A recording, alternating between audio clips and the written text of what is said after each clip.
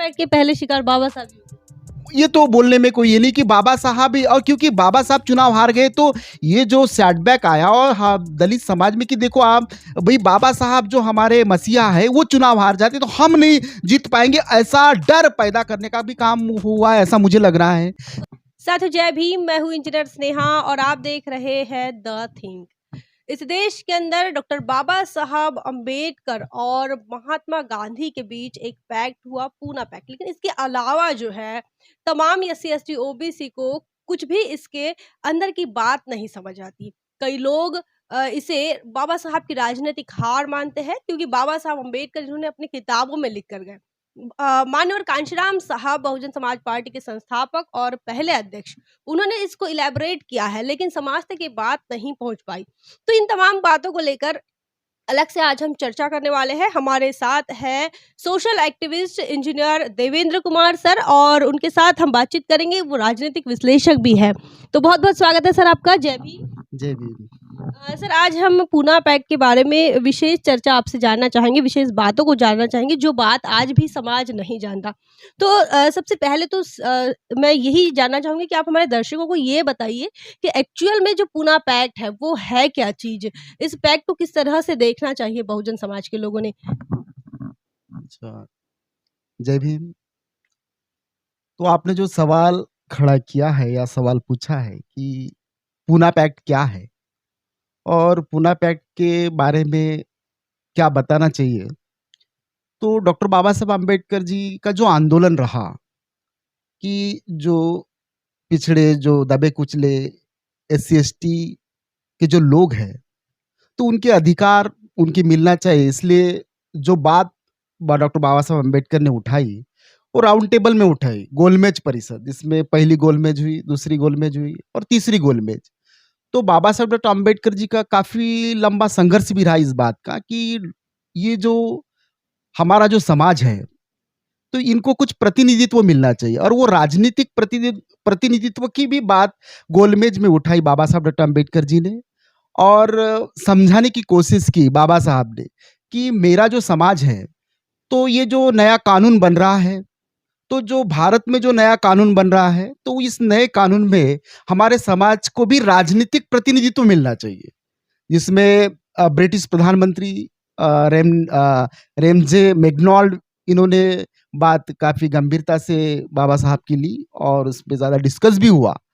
और सारा डिस्कस होने के बाद 18 अगस्त 1932 को ब्रिटिश प्रधानमंत्री ने कम्युनल अवार्ड घोषित किया, और जिसके तहत कम्युनल अवार्ड घोषित होने के साथ ये बात तय की गई, और जो अन्य समुदाय के लिए भी और दलितों के लिए भी बाबा साहब ने जो बात रखी थी कि हमारे समाज के लिए सेपरेट एक प्रतिनिधित्व हो राजनीतिक, ये बात रखी। और उसमें ये अवार्ड में कहा गया कि आप 11 समुदाय के अलावा दलितों को भी अलग से निर्वाचन क्षेत्र मंजूर हुआ, और ये निर्वाचन क्षेत्र जब उन्होंने मंजूर किया तो ये निर्वाचन क्षेत्र ऐसा था कि जब ये आपके यानी इंडिया में जब इलेक्शन हो गए तो उसमें जो दलितों का जो राजनीतिक जो ये होगा, मुद्दा होगा कि राजनीतिक में उनको 2 वोट का अधिकार मिला। कम्युनल अवार्ड में ऐसी बात रखी गई कि जो दलित समाज है तो उनका एक अलग से निर्वाचन मंडल होगा, एक अलग निर्वाचन क्षेत्र होगा, जिसमें कि उम्मीदवार भी दलिती समाज का हो और मतदाता भी दलिती समाज का हो, यानी डबल वोट का। यानी बात ऐसी रखी गई कि जब अन्य निर्वाचन मंडल होगा तो जनरल में भी वोट करने का अधिकार दलितों का होगा और अपने भी उम्मीदवार को चुनने का अधिकार होगा। ऐसे 2 डबल वोट का अधिकार जो कम्युनल अवार्ड था उसके तहत मिला।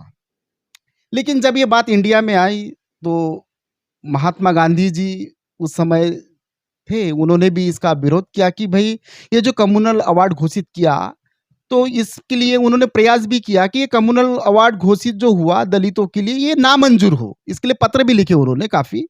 तो बाकी समुदाय के लिए तो जैसा कि वैसा रखा उन्होंने, लेकिन दलितों का जो अधिकार था, जो वोट का अधिकार था, डबल वोट का अधिकार था, उसके खिलाफ में महात्मा गांधी उतरे और शायद उन्होंने उस समय एरोडा जेल पुणे, वहाँ एक अनशन भी चालू कर दिए कि ये जो अवार्ड घोषित किए इसको रद्द किया जाए, ये जो अधिकार दलितों को मिले ये उनको मर्ज किया जाए, वो 2 वोट के एवज़ में 1 मत हो। और इसके लिए उन्होंने आमरण अनशन करे वहाँ, कहाँ अपने एरोडा जेल में।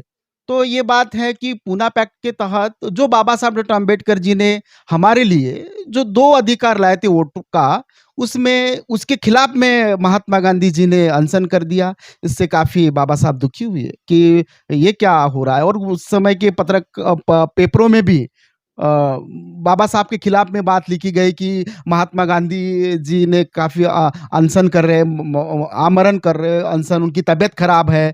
काफ़ी दबाव डाला गया बाबा साहब पर। बाबा साहब अड़िग रहे कि मुझे कुछ भी आप ये हो, लेकिन मैं ये अपने जो समाज के लिए जो मैं अधिकार लाया हूँ, तो ये अधिकार के इसमें मैं अडिग रहूँगा, मैं हटूँगा नहीं। यहाँ तक कि ऐसे पुस्तकों में और हमने कुछ कोटेशन भी सुने कि मुझे बिजली के खंभे पर भी अगर लटका दिया जाए, लेकिन मैं अपने समाज के लिए जो अधिकार लाया हूँ, राजनीतिक प्रतिनिधित्व का जो अधिकार लाया हूँ, वो मैं छोड़ूँगा नहीं।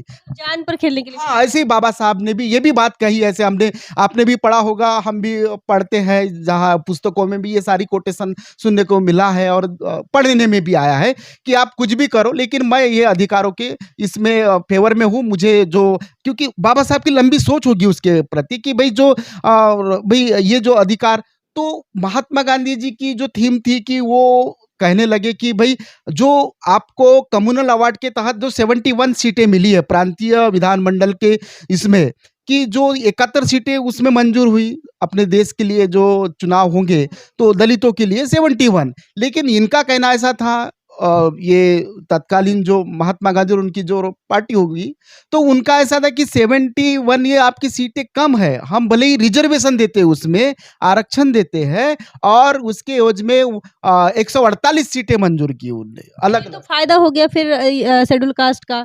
क्योंकि वो तो जब अगर पूरे पैक्ट नहीं होता तो सीटें कम थी, अब तो ज़्यादा हो गई।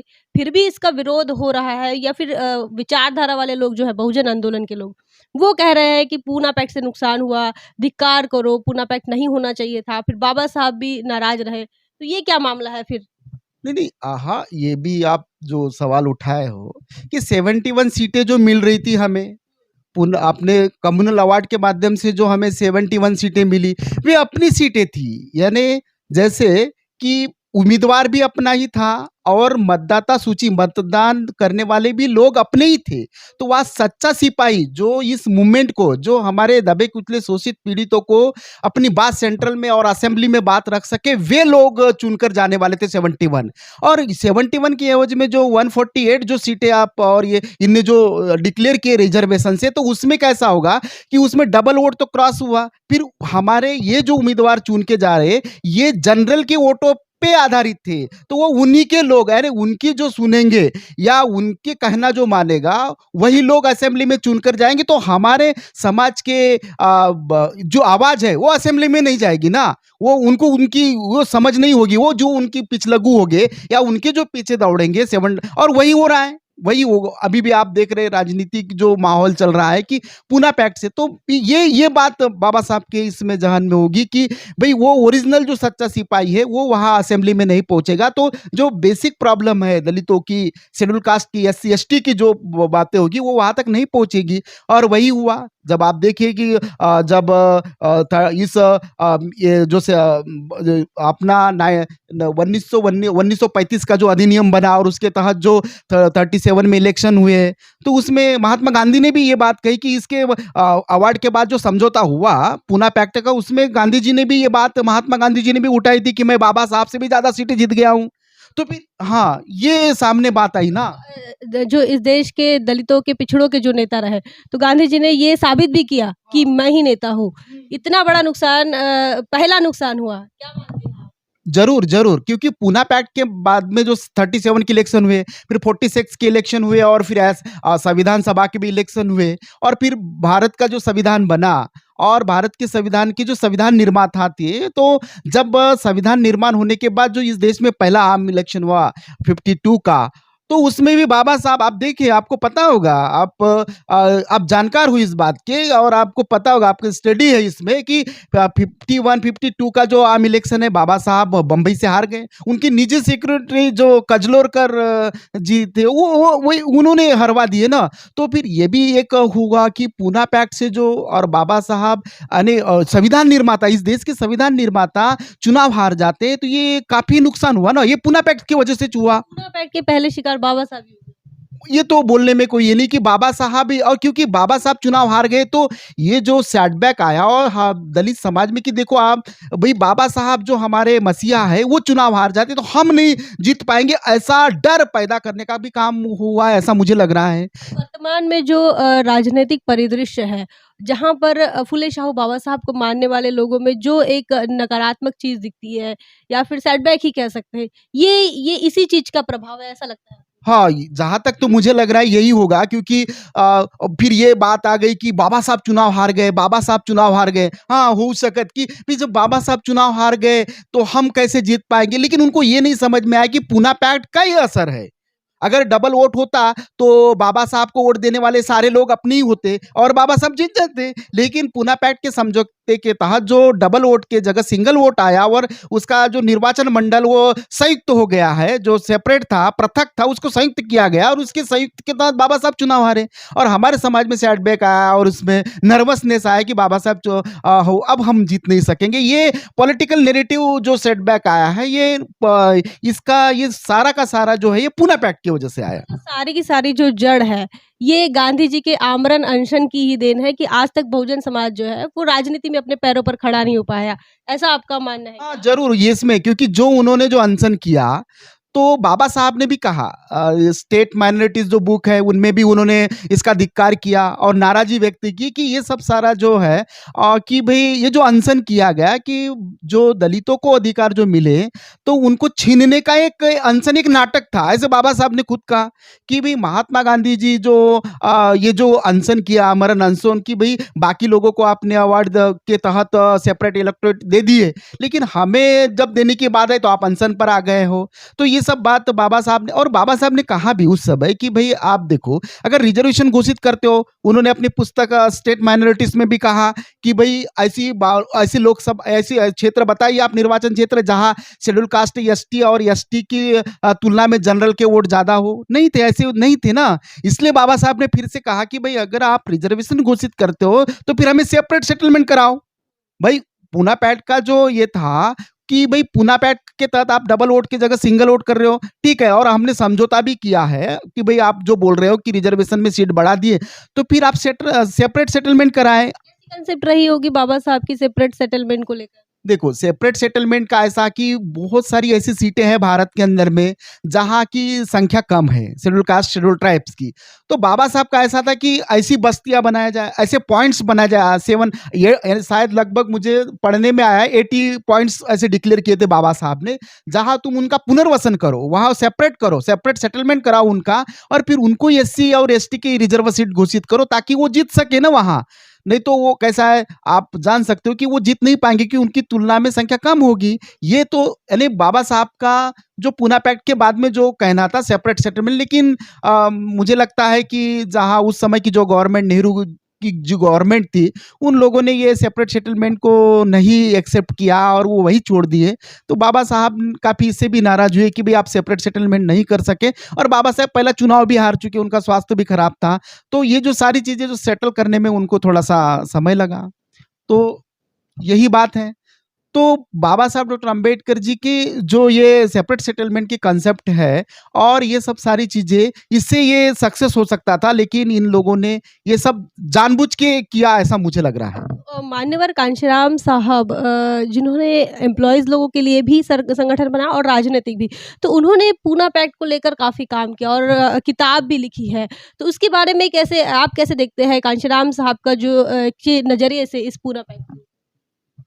हाँ, मान्यवर कांशीराम साहब ने भी इस बात को, अपनी एक पुस्तक है उनकी चमचा युग, उसमें भी ये बात कही मान्यवर कांशीराम साहब ने, क्योंकि कांशीराम साहब ने जब आंदोलन इस देश में चालू किया तो फुले साहू बाबा साहब की विचारधारा को आगे पहुंचाने के लिए काम किया, और उन्होंने बाबा साहब की राजनीतिक सोच का अच्छा विश्लेषण किया कि बाबा साहब चुनाव कैसे हारे, क्यों हारे, ये वाली बात समाज में लाने का प्रयास किया।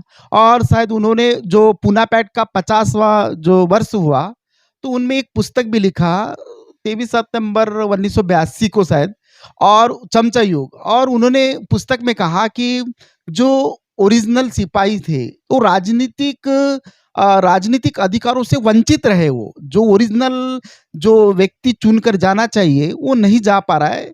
तो ये बात कही और वहाँ से चमचा युग की शुरुआत हो गई, ऐसे कांसीराम साहब ने कहा कि ये जो पूना पैक्ट है, ये पूना पैक्ट से क्या हुआ कि भई जब आपको डबल वोट नहीं मिला, सिंगल वोट मिला, तो आपकी किसी न किसी के पीछे जाना पड़ेगा ना। तो यही बात कांसीराम साहब ने कहा कि ये चमचा युग की शुरुआत है, और इसी से चमचा युग की शुरुआत होने से समाज में काफ़ी नुकसान हो रहा है। जो सच्चा सिपाही संघर्ष कर रहा है समाज के अंदर में, उसको दबाने के लिए फिर से एक व्यक्ति को खड़ा करके उसे जितवाया जाता है, और ये इससे समाज में नैरेटिव और सेटबैक आता है। और वो जो चीज़ होना चाहिए, जो असेंबली में जो अधिकार, हक अधिकार मिलना चाहिए, जो बात पहुँचना चाहिए, वो नहीं पहुँच पा रही है। तो कांसीराम साहब ने ये भी बात स्टडी किया, और जो सेपरेट सेटलमेंट की बात जो बाबा साहब ने उठाई थी, तो उनको तो लगा कि सेपरेट सेटलमेंट इन्होंने कर नहीं पाए। और बाबा साहब का भी दुखद निधन हो गया। ज़्यादा समय तक, वो लंबे समय तक संविधान बनने के बाद और चुनाव जो हारने के बाद नहीं रहे। तो उनके बाद मान्यवर कांसीराम साहब ने जो बाबा साहब का आंदोलन सामने लेके जाने के लिए जो प्रयास और वो जो सारी चीज़ें की, तो उन्हें ऐसा लगा कि नहीं, जो हमारे लोग शहरों में जो बसे हैं, तो शहरों में जो गांव छोड़कर शहरों में आए, जैसे कि रेलवे पटरी हो या स्टेशन हो, आजू बाजू में ऐसे झुग्गी झोपड़ियां बना कर रहे हैं। हाँ, तो उनको उन्होंने टारगेट किया कि ये भी तो सेपरेट सेटलमेंट है।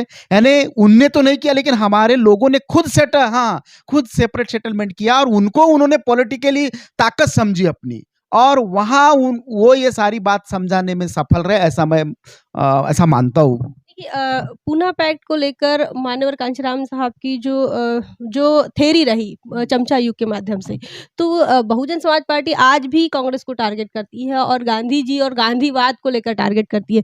अब वर्तमान परिदेश में अगर हम देखते हैं, वर्तमान के परिवेश में बीजेपी का शासन है, तो ऐसे में क्या लगता है आपको, SC/ST के जो रिजर्व सीटों से चुनकर जाने वाले जो लोग हैं, सांसद विधायक हैं, वो कितना शिकार हुए हैं इस पूना पैक्ट का?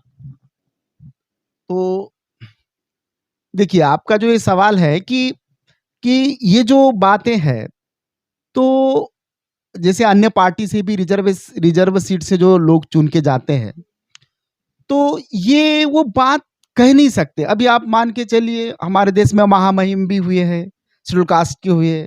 अभी वर्तमान में हमारे महामहिम जो राष्ट्रपति है, वे भी यानी शेड्यूल ट्राइब से ही आते हैं। तो जहाँ तक सवाल है प्रतिनिधित्व का, तो बाबा साहब की जो सोच थी, वे राजनीतिक अधिकारों की वे अलग सोच थी। इसमें अब वो किसी एक अंदर हिडन उनके अंदर में था ना।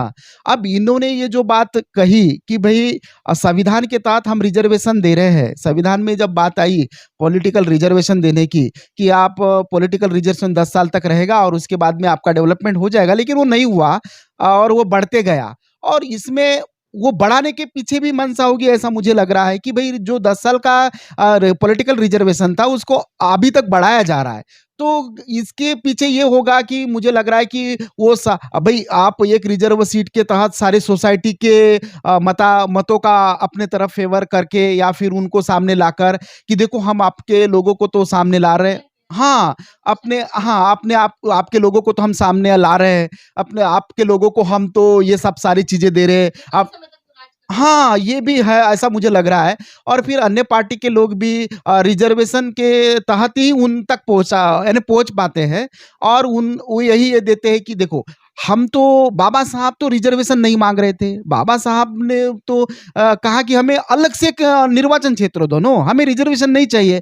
तो फिर ये भी होता है कि नहीं, बाबा साहब ने इनको रिजर्वेशन दिया, जबकि पूना पैक्ट के तहत वो तो कम्युनल अवार्ड में ये बात आई थी कि भाई इनको सेपरेट निर्वाचन क्षेत्र चाहिए, रिजर्वेशन की तो बात आई नहीं। तो बाबा साहब का ऐसा कहना था कि रिजर्वेशन से आपके लोग चुन के जा सकते, क्योंकि आप उन्हीं लोगों को सीट दोगे कि जो आपके आगे पीछे होंगे। अगर वो व्यक्ति एससी से चुनकर जाएगा और अपनी बात अगर जोर से भी पार्लियामेंट में रखता है तो आप उसको दबा सकते हो। आप दबा दोगे कि नहीं, उनके इशारों पर वो काम करेगा। और वो उनके इशारे पे अगर काम करता है तो समाज का ओरिजिनल जो कंसेप्ट है, जो संविधान में संवैधानिक अधिकार जो अंतिम छोर तक समाज की जाना चाहिए था, वो पार्लियामेंट सिस्टम से वो सदस्य बात नहीं रख सकेगा ना। तो कहीं ना कहीं ये जो कांशीराम साहब ने जो चमचा युग की जो बात कही है, तो ये शायद अब मैं स्पष्ट रूप से लोकतंत्र भी जो है कमजोर होता हुआ नजर हाँ, जो चीज वहां जाना चाहिए, जो व्यक्ति वहां पहुंचना चाहिए था, वो व्यक्ति नहीं पहुंच पा रहा है। जो व्यक्ति पहुंचना चाहिए वहां, वो नहीं हो रहा है। और आज के पॉलिटिकल दृष्टि से देखा जाए तो शेड्यूल कास्ट और शेड्यूल ट्राइब की जो रिजर्वेशन सीटें हैं, तो कमजोर लोगों को ही ढूंढा जाता है। मैं तो ऐसा समझ रहा हूँ कि कुछ हाँ कमजोर यानी जो बात नहीं कर सके, ऐसे लोगों को ही वहां नामित किया जाता है अन्य पार्टियों से कि भाई आप यानी हम जो कहे और जो सारी चीजें हैं वही बात आपको रखना चाहिए। तो ऐसे कमजोर लोगों को वहां, लेकिन बाबा साहब तो मजबूत लोगों को भेजना चाहते थे कम्युनल अवार्ड के माध्यम से कि भाई हमारे 71 जो पर्सन है या व्यक्ति है, ये हमारे मजबूत लोग रहेंगे। लेकिन ये रिजर्वेशन आने से, पॉलिटिकल रिजर्वेशन आने से या पूना पैक्ट होने के वजह से हमारे जो रिजर्वेशन आने से कमजोर लोग वहां जा पा रहे या फिर बोल नहीं पा रहे, ऐसा मुझे कहने में लोगों के प्रतिनिधि नहीं है, वो किसी पार्टी के प्रतिनिधि।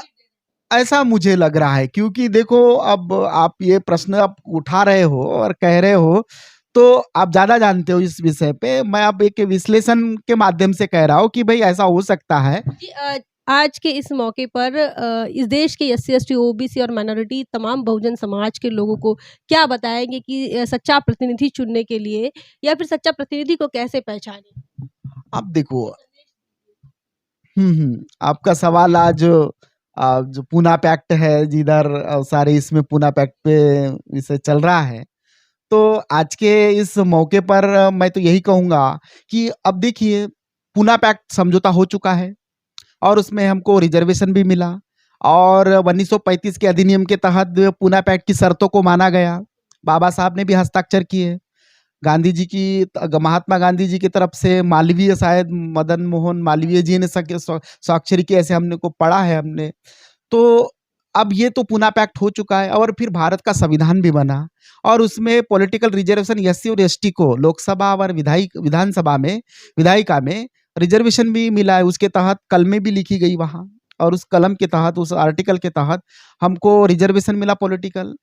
तो अब ये पॉलिटिकल रिजर्वेशन मिला, अब ये और पॉलिटिकल रिजर्वेशन मिलने की वजह से सारी पार्टियों की भाई ये भी है कि वो सीटें भरना भी है।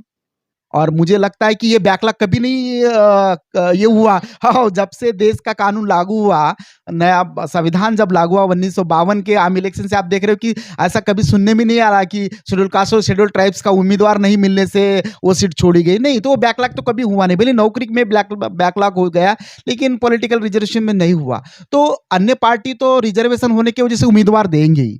अब सच्चा व्यक्ति कौन है या किसको चुनना चाहिए, अब ये अब हाँ समाज पर यानी आपके जो यानी कौन सही व्यक्ति है, ये तो अब जनता को और जो मतदाता है उन्हीं को पहचानना पड़ेगा। बाबा साहब की कंसेप्ट को जनता ही समझना चाहिए कि भाई क्या थी उनकी कंसेप्ट और किसको लाना चाहिए।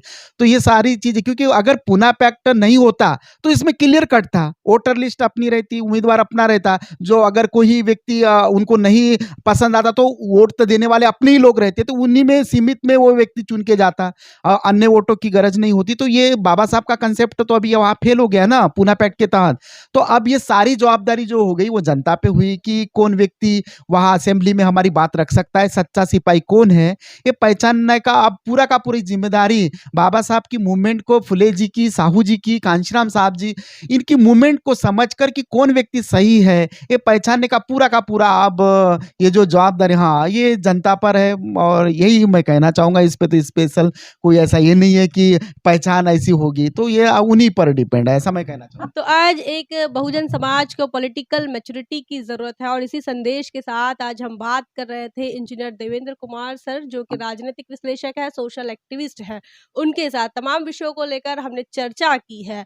इनकी बातों से यह समझ आया कि इस देश के जिसे राष्ट्रपिता कहा जाता है, देश के पितामह जिन्हें कहा जाता है, उन्होंने अपने एक अनशन के माध्यम से नाटकीय स्वरूप देकर इस देश के एससी एसटी के हक अधिकारों को छीना, उनके राजनीतिक अधिकार को छीनने का काम किया है। इस पर आपकी कितनी सहमति है? कितनी असहमति है? अपने कमेंट सेक्शन में ज़रूर बताएँ। चर्चा को लेकर आप क्या सोचते हैं? आपका क्या ख़्याल है? ये भी कमेंट करके ज़रूर बताएँ। अपनी प्रतिक्रिया कमेंट सेक्शन में दर्ज करें और बने रहें हमारे साथ। तब तक के लिए जय भीम, जय भारत। बहुजन विचारधारा को घर-घर तक पहुँचाने के लिए हमारे यूट्यूब चैनल को सब्सक्राइब करें, लाइक करें, कमेंट करें, शेयर करें और बेल आइकन की घंटी दबाना ना भूलें।